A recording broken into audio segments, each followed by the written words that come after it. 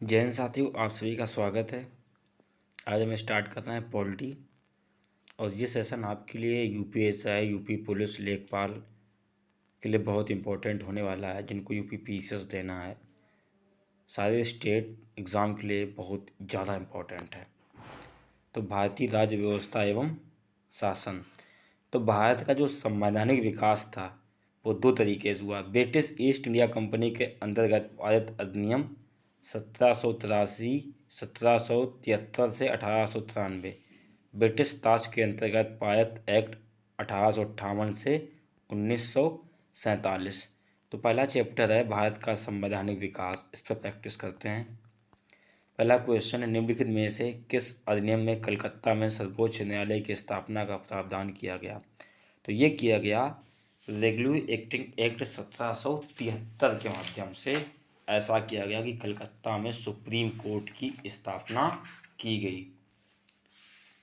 तो इसके जो मुख्य न्यायाधीश थे सर एलिजा एम्पे, पहले मुख्य न्यायाधीश थे जो कलकत्ता में सुप्रीम कोर्ट बना था। तो पहले का जो पहला क्वेश्चन है वो सही हो जाएगा, फर्स्ट नंबर।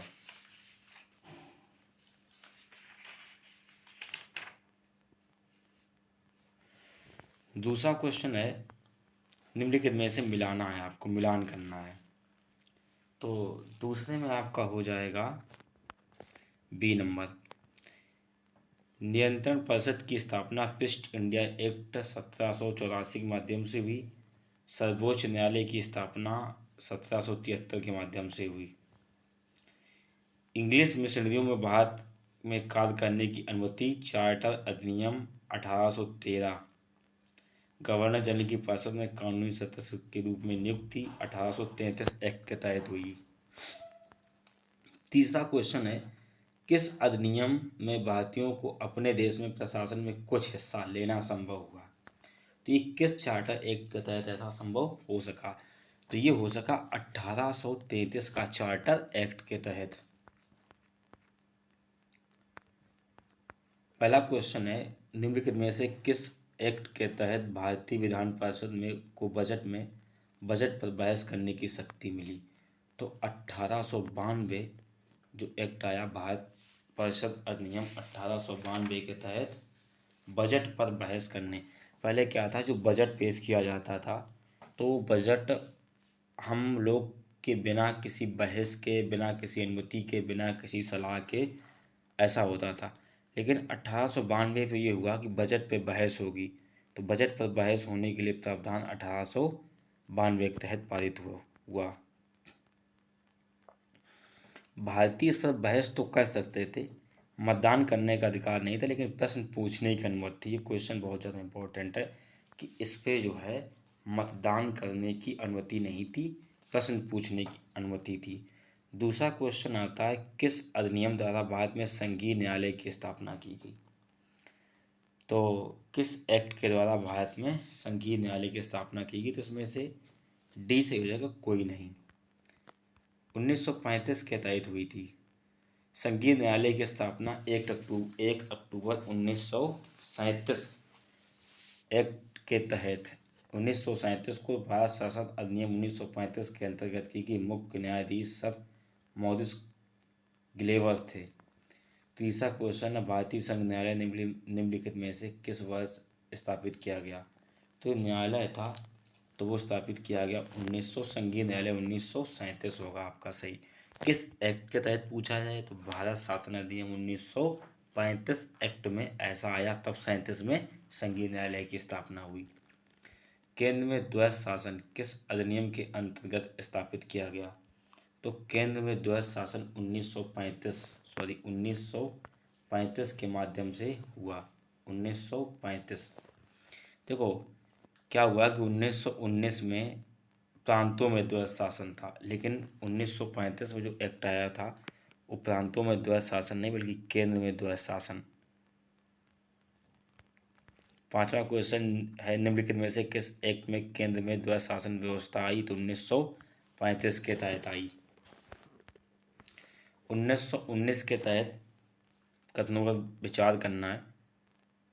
प्रांतों में कार्यकारी सरकार में द्वैध शासन व्यवस्था बिल्कुल सही है, पहला बिल्कुल सही हो जाएगा। मुसलमानों के लिए पृथक सांप्रदायिक निवासक मंडल 1909 में आया था, ना कि 1919 में आया था। केंद्र द्वारा प्रांतों को विधायी शक्ति का हस्तांतरण, ये बिल्कुल सही है कि केंद्र द्वारा प्रांतों को विधायी शक्तियों का हस्तांतरण किया गया। तो 1 और 3 सही है, ऑप्शन नंबर सी सही हो जाएगा। भारत विधान पालिका प्रथम बार द्विसदनात्मक बनाई गई। तो पहली बार सदनात्मक बनाई गई 1919 के तहत। इसी को बोलते हैं प्रांतों में द्वैध शासन है। विधान पालिका द्विसदनात्मक थी। एक ऊपरी राज्य परिषद कहलाता था, ठीक है, तो 2 तरीके की थी। केंद्र में कौन सा एक्ट द्विसदनीय विधायिका लाया? तो केंद्र में जो एक्ट था वो लाया आपका कि केंद्र में कौन सा एक्ट द्विसदनीय विधायिका लाया? तो 1919।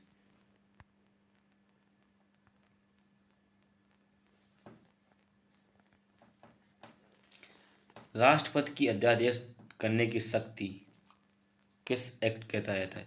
तो 1935 के तहत है कि राष्ट्रपति जो है, राष्ट्रपति जो है, प्रेसिडेंट, वो अध्यादेश ला सकता है।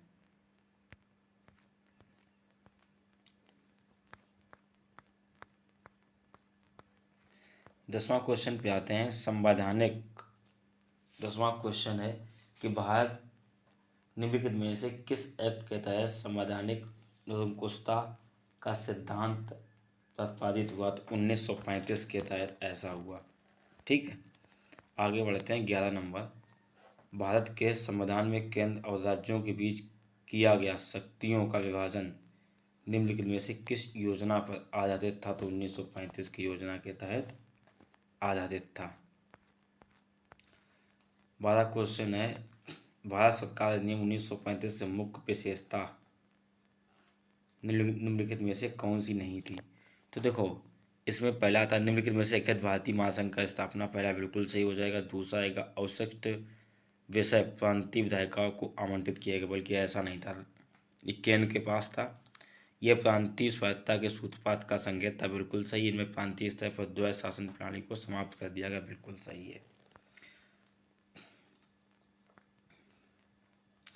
13वां क्वेश्चन आता है, एक संघीय व्यवस्था केंद्र में द्वैध शासन लागू की गई।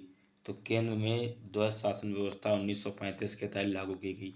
अखिल भारतीय महासंघ स्थापित करने का प्रावधान, तो अखिल भारतीय महासंघ स्थापित करने का जो प्रावधान है वो 1935 के तहत है। निम्नलिखित में से कौन सा एक अधिनियम 1935 में स्वीकार हुआ महत्वपूर्ण एवं स्थायी अवयव नहीं है? तो 17 नंबर का सही हो जाएगा। देश के लिए लिखित संविधान, ऐसा कुछ भी नहीं था। लिखित संविधान बिल्कुल भी नहीं था, सब कुछ ऐसे ही चल रहा था। 1935 का गवर्नमेंट ऑफ इंडिया एक्ट क्यों महत्वपूर्ण है? तो इसलिए महत्वपूर्ण है, भारतीय संविधान का प्रमुख स्रोत है। यानी भारत में जो भी संविधान का स्रोत है, तो बहुत सारे पार्ट्स, बहुत सारा हिस्सा हमने 1935 एक्ट से लिया है। निम्नलिखित में से किस एक्ट में भारत में संघीय शासन की व्यवस्था की गई? तो भारत में जो संघीय शासन की व्यवस्था है 1935 एक्ट के तहत ली गई। निम्नलिखित में से किस अधिनियम में फलस्वरूप बर्मा को भारत से अलग कर लिया गया? 1935 में एक एक्ट आया था, उसके तहत बर्मा को भारत से अलग कर लिया गया।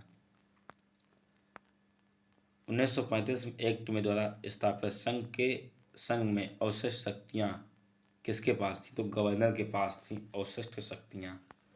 देखो, 1946 में कैबिनेट आई थी, तो उसमें कुछ दिए गए। उपसभापति विदेश मामले राष्ट्रमंत्री जवाहरलाल नेहरू के पास, कृषि और खाद्य राजेंद्र प्रसाद के पास, वाणिज्य इब्राहिम इस्माइल, रक्षा बलदेव, वित्त लियाकत अली, शिक्षा राजगोपालाचारी, गृह सूचना सरदार वल्लभ भाई पटेल, श्रम जगजीवन राम, रेलवे डाक संचार परिवहन अब्दुल नब नस्तर, कारखाना खान विद्युत इन्हीं के तहत आया था। पहला क्वेश्चन स्टार्ट होता है, निम्नलिखित में से भारत में संविधान निर्माण करने का प्रस्ताव सर्वप्रथम किसने दिया?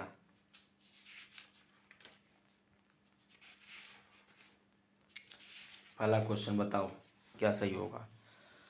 निम्नलिखित में से भारत द्वारा संविधान सभा द्वारा भारत में संविधान निर्माण करने का प्रस्ताव, तो संविधान निर्माण करने का प्रस्ताव क्रिप्स मिशन, किसने? क्रिप्स मिशन द्वारा दिया गया, ठीक है, 1942 में आया था। संविधान सभा का गठन कब किया गया? चौथा क्वेश्चन है, तो इसका गठन 1946 के तहत किया गया, संविधान सभा का गठन। 1946 में अंतरिम सरकार के कार्यपालिका परिषद के उपसभापति थे जवाहरलाल नेहरू। अगस्त 1946 में गठित अंतरिम राष्ट्रीय सरकार का सदस्य नहीं था। तो कौन नहीं था? राधा कृष्णन नहीं थे, बाकी सब लोग थे। तो 1946 में जब प्रथम अंतिम सरकार आई थी, तो कैबिनेट मिशन योजना के तहत 24 अगस्त 1946 को घोषणा के तहत निर्वाचित संविधान सभा में 2 सितंबर 1946 को भारत की अंतिम सरकार का गठन किया गया। सी राजगोपालाचारी शिक्षा मंत्री, डॉक्टर राजेंद्र प्रसाद कृषि थे, ठीक है, जगजीवन राम के पास श्रम था, लेकिन राधा कृष्णन के पास कोई सदस्य नहीं थे ये। 7वां क्वेश्चन है, बेबल योजना के अनुसार कार्यकारी परिषद में हिंदू और मुसलमान सदस्यों की संख्या समान थी।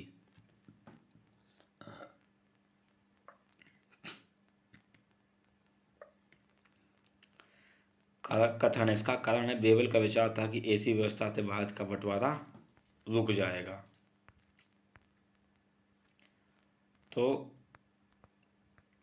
बेबल योजना के अनुसार कार्यकारी परिषद में हिंदू और मुसलमानों सदस्य जिनकी संख्या थी वो समान कर दी गई। तो पहला बिल्कुल सही, लेकिन ऐसा कुछ नहीं था कि बंटवारा बच जाएगा। इनका मतलब था ही कि जो है इनको आपस में लड़ाओ और 2 हिस्सों में बांट दो। तीसरा क्वेश्चन है, कौन सा कैबिनेट मिशन का सदस्य नहीं था? तो कौन नहीं था बताओ? तो कैबिनेट मिशन का सदस्य नहीं था William Wood, sir Stafford Cripps थे, पैथर लॉरेंस थे, एवी अलेक्जेंडर थे। 8वां क्वेश्चन है, निम्नलिखित में से रचना हेतु संविधान सभा का विचार निम्नलिखित में से किसने प्रस्तुत किया था? तो संविधान सभा का जो विचार था वो स्वराज्य पार्टी में 1934 में एम राय द्वारा इसका जो विचार था वो प्रस्तुत किया गया था। 9वां क्वेश्चन है, निम्नलिखित में संविधान सभा के विषय में कौन सा सत्य नहीं है? वयस्क मताधिकार, तो को संविधान सभा में कोई मत नहीं दिया गया था, वयस्क मताधिकार पर आधारित नहीं थी, ठीक है, बल्कि थी ऐसा है। वह प्रत्यक्ष निर्वाचन का प्रमाण थी, ऐसा बिल्कुल भी नहीं है, प्रत्यक्ष रूप से कोई भी नहीं निर्वाचित हुआ था। बहुदलीय निकाय था, बिल्कुल सही है। इनके अनेक समितियों के माध्यम से इनका हुआ था, तो कई समितियां थीं, ठीक है, कई पार्टियों के माध्यम से हुआ था। तो नहीं वाले में अगर आएंगे तो 1 और 2 सही हो जाएंगे, ठीक है। 10वां क्वेश्चन आता है, कौन सा कथन गलत है? 10 में ये कह रहा कि कौन सा गलत दिया गया है। तो पहला देखते हैं, इनमें बड़ी संख्या में समितियों की मदद से काम किया जाता था, उनकी प्रारूप समिति बहुत महत्वपूर्ण थी, बिल्कुल सही हो जाएगा पहला, ठीक है। दूसरा, अल्पसंख्यक समुदाय में ईसाई, एग्रो इंडियन, पारसी में पर्याप्त प्रतिनिधित्व दिया गया था, दूसरा भी सही हो जाएगा। इसका निर्वाचन सार्वभौमिक वयस्क मताधिकार के तहत किया गया था, तो ऐसा बिल्कुल नहीं है। संविधान सभा का जो चुनाव किया गया था, जो प्रांतों से लोग चुन के आए थे, उन्हीं लोगों को संविधान सभा में लिया गया था, तो ये गलत हो जाएगा आपका सी नंबर।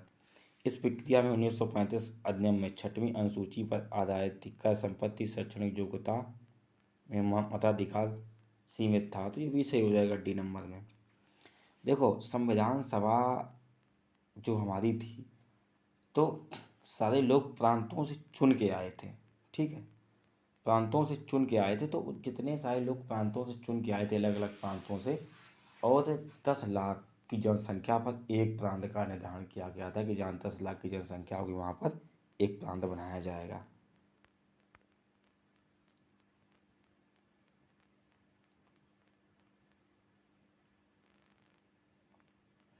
जो विधानसभा के सदस्य थे उनके द्वारा, जो संविधान सभा के सदस्य थे उनको चुना गया था, ठीक है, बस प्रत्यक्ष रूप से नहीं चुना गया था, बल्कि अप्रत्यक्ष रूप से चुने गए थे।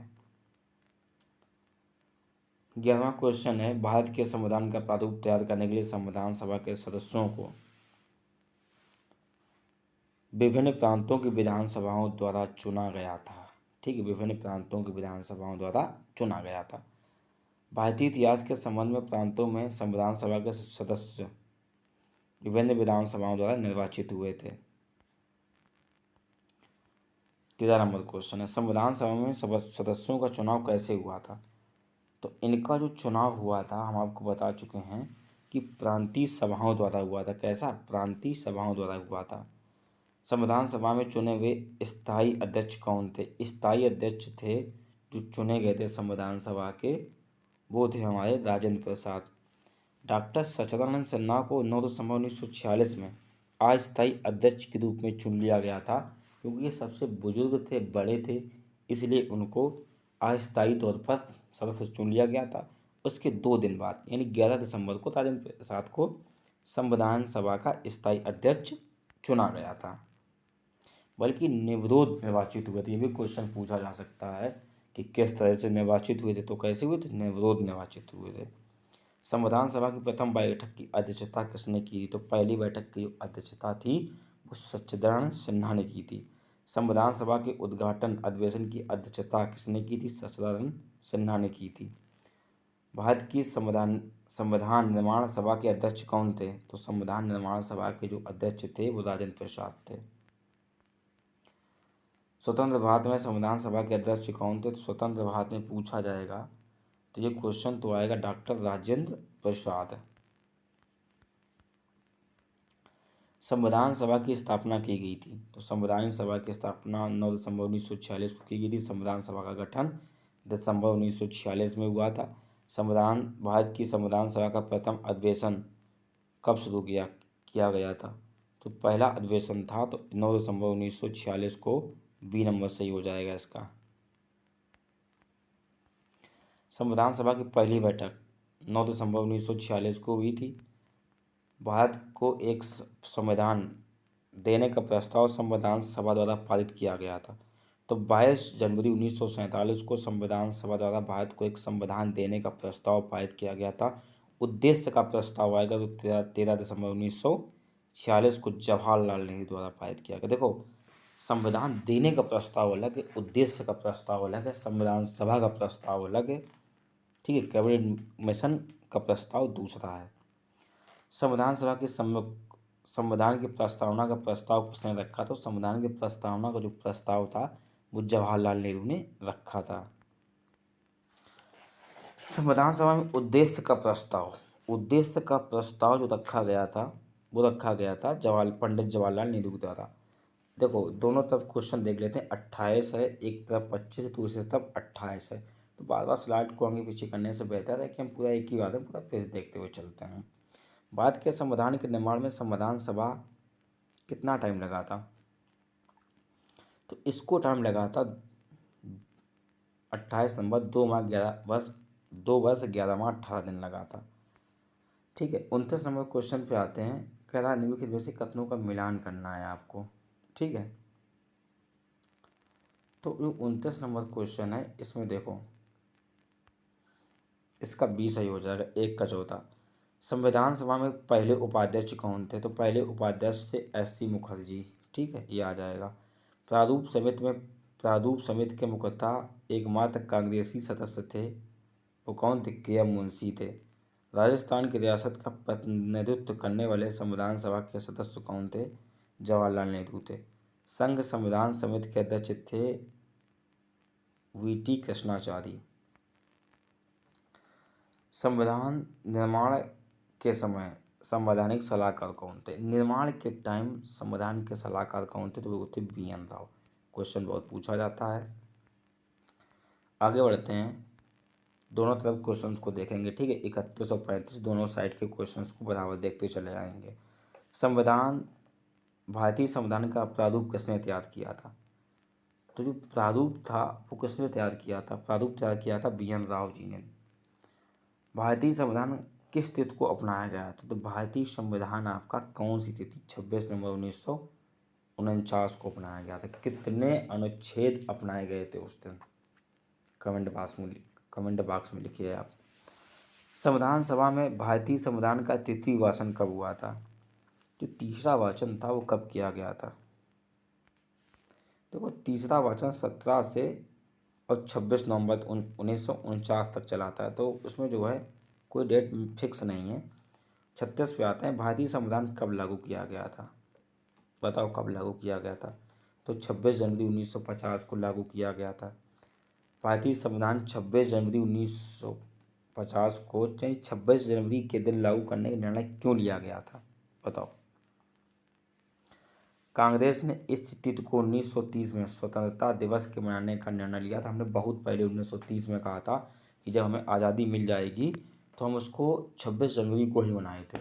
कांग्रेस का लाहौर का अधिवेशन था।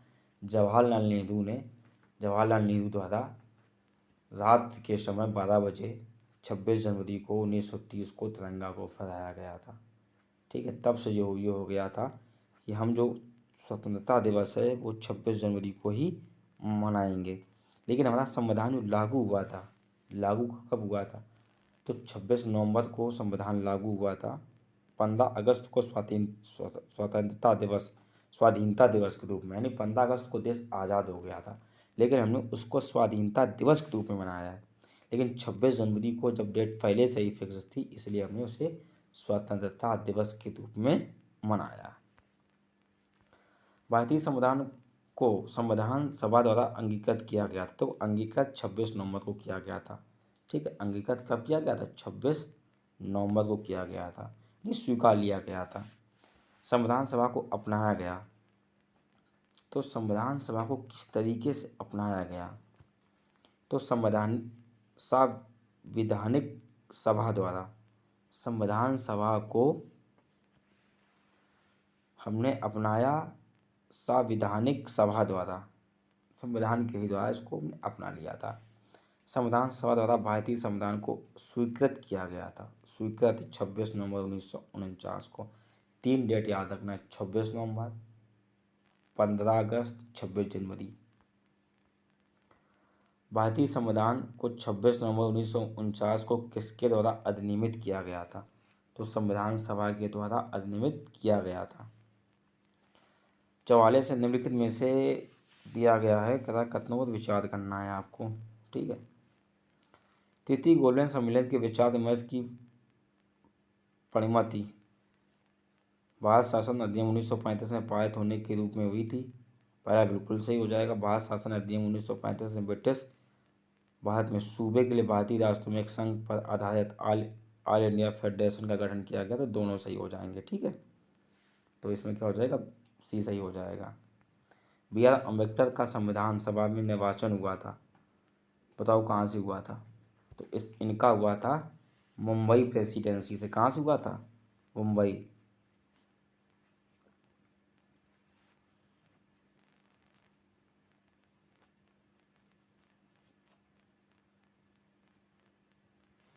तो प्रारंभ में इनका जो हुआ था पश्चिम बंगाल की पूर्वी भाग से हुआ था, लेकिन वो पश्चिम बंगाल का पूर्वी भाग चला गया किसमें? बांग्लादेश, उस समय वर्मा में। तो फिर क्या किया गया कि इनका दोबारा से इनका जो है मुंबई की पुणे की सीट में उनका उपचुनाव करा के इनको इसमें शामिल किया गया था। तो पहले हुआ था पश्चिम बंगाल में, और दोबारा से हमने कहाँ से कराया था? मुंबई की पुणे से। 45 नंबर क्वेश्चन है, कथनों पर विचार करना है आपको। भारत का संविधान देश की आवश्यकताओं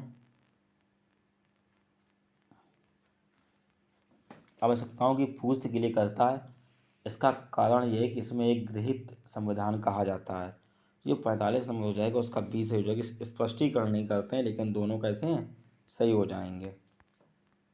डॉक्टर B.R. अम्बेडकर का जन्म 1891 में, 20 सही हो जाएगा। मृत्यु 1956 में। भारतीय संविधान के वैक्स मताधिकार के 15 वर्ष के लिए स्थगित करने की बात कही थी। तो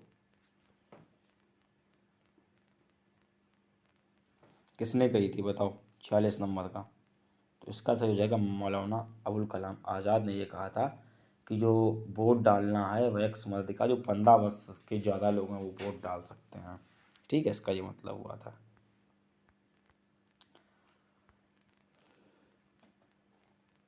किसने सुझाव दिया था कि भारत की स्वतंत्रता के लिए भारतीय राष्ट्रीय कांग्रेस को एक राष्ट्रीय दल के रूप में भंग कर दिया जाना चाहिए? तो ये कहा था महात्मा गांधी। किसने? महात्मा गांधी ने। अपनी राष्ट्रवादी प्रक्रिया में भारतीय समुदाय के निर्माताओं ने अल्पसंख्यक हितों और भावनाओं के महत्व को कम करके आंका। यह कथन किसका है? तो यह है सर आइवर जेनिक का। 50 क्वेश्चन है। 49, संविधान सभा कांग्रेस थी और कांग्रेस भारत था, ये किसने कहा था? ये कहा था लॉर्ड माउंटबेटन ने। किसने? लॉर्ड माउंटबेटन ने कहा था।